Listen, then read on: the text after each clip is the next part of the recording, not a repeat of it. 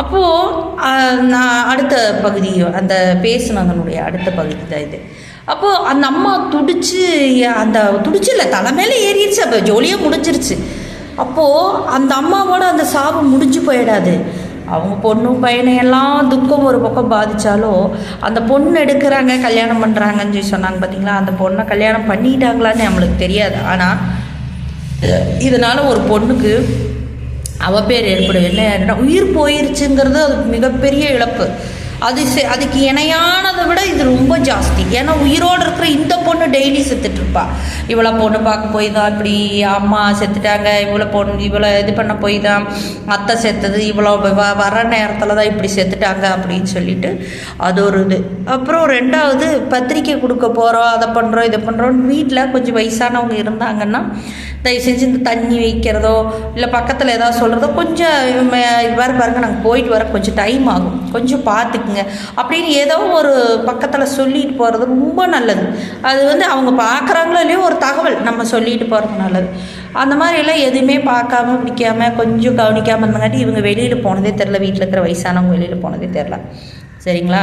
அது எங்கேயும் போன இடத்துல அட்டாக் வந்துருச்சு. அவங்க அட்டாக் வந்தோடனே யாரோ வீட்டில் இருந்தவங்க அங்கேயே டெத் ஆகிட்டாங்க. சரிங்களா. அட்டாக் வந்து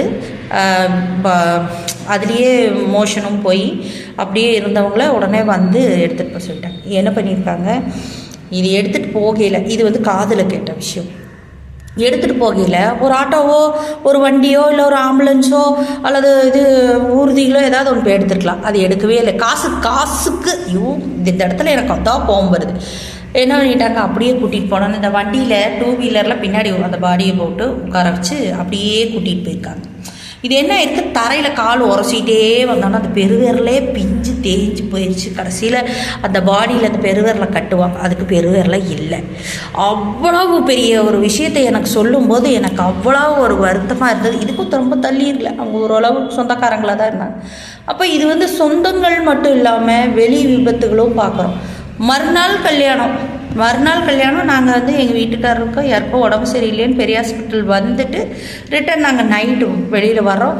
ஒரு அம்மாவும் ஒரு அப்பாவும் அழுதுட்டு வர்றாங்க. என்னங்க அப்படின்னு சொல்லி கேட்டாக்கா கல்யாணம் யாருக்கு, இந்த பையனுக்கு ஃப்ரெண்டோடு சேர்ந்து இன்னொரு இடத்துக்கு பத்திரிக்கை கொடுக்க போகிறவங்க போயிருக்கிறாங்க.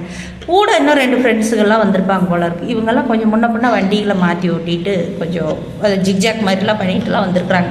ஆனால் அது அவங்க பொழைச்ச பையன் சொன்னது.